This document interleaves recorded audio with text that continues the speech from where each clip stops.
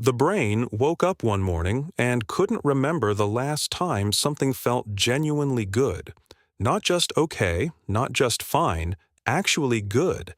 Like the kind of good that makes you forget to check your phone for a few hours. That kind. And if you're honest with yourself right now, you know exactly what that feels like, because you felt this too. That quiet, creeping numbness, where nothing is technically wrong, but nothing really lands either. Movies feel flat, food tastes okay, even good news arrives and then just dissolves. The brain is standing in the middle of a life that looks perfectly fine on paper, holding a list of things that used to work and none of them are working anymore. This is the part nobody talks about. It's not depression, necessarily. It's not burnout, exactly. It's something more slippery than that.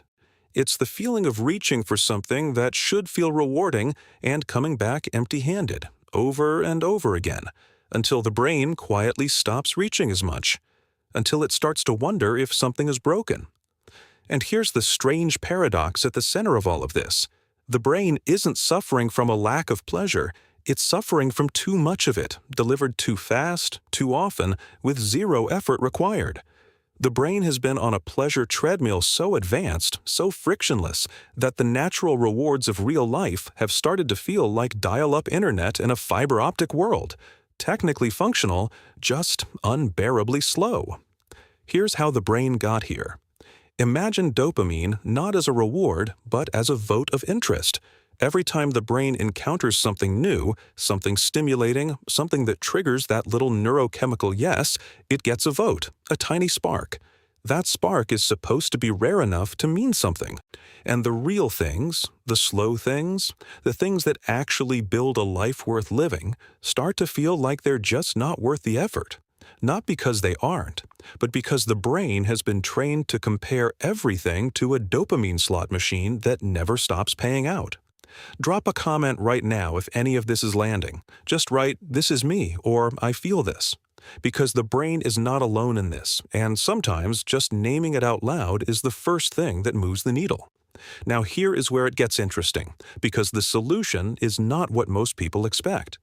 The brain's first instinct when it figures out what's happening is to try harder, to find something more exciting, to plan a bigger trip, chase a bigger experience, add more to the list. But that's the treadmill logic. More stimulation doesn't lower the threshold, it raises it. The actual move, the one that feels almost counterintuitive enough to be wrong, is to deliberately do less, to create space, not as a punishment and not as a detox trend the brain saw on its feed, but as a genuine structural reset. The brain needs to give the reward system a chance to recalibrate by removing the constant override. It's like letting the soil rest before planting again. Nothing dramatic, just space. The second solution is even more practical, and it removes willpower entirely from the equation. Instead of trying to resist the pull of overstimulation through sheer discipline, which never works long-term because the brain is not built for constant resistance, the move is to redesign the environment. Make the low dopamine, high reward activities frictionless, and make the high stimulation, low reward ones slightly harder to access. Put the book on the pillow. Log out of the app instead of just closing it. Put the phone in another room when you eat. Not because the brain is weak for needing this, but because every brain, no matter how disciplined, is shaped by its environment more than by its intentions. Remove the automatic path and the brain starts finding new ones. Here are the micro shifts that actually work, and none of them require a personality transplant. First, the brain starts finishing things. One episode, not 6. One meal, actually tasted. One walk without headphones. Not to be noble, but to let the natural endpoint of an experience register before jumping to the next one. Second, the brain introduces a tiny amount of friction before the automatic reach. Not a ban, just a pause. 3 deep breaths before opening the feed. Enough to make the action conscious instead of reflexive. Third, the brain starts choosing one low-tech activity per day that requires a little effort and delivers no instant payoff. A puzzle, a recipe, a drawing. something with a process the brain has to move through rather than consume. Fourth, the brain notices when something small actually lands, and it stays there for a second. A good cup of coffee, sunlight on a wall, the sound of rain. Not performing gratitude, just letting the signal register before moving past it. Fifth, the brain gets bored on purpose, at least once a day, without immediately solving the boredom. Because boredom, real boredom, is the brain's natural cue to generate something from the inside rather than import it from the outside. That's where creativity lives. That's where real wanting comes back. None of these are hacks. None of them are quick. But here's what the brain starts to notice after a few weeks of this. Things begin to land again. Not everything and not all at once. But slowly, the thermostat starts coming down. The simple things start registering as simple pleasures again instead of background noise. The brain starts feeling like it has actual preferences instead of just default settings.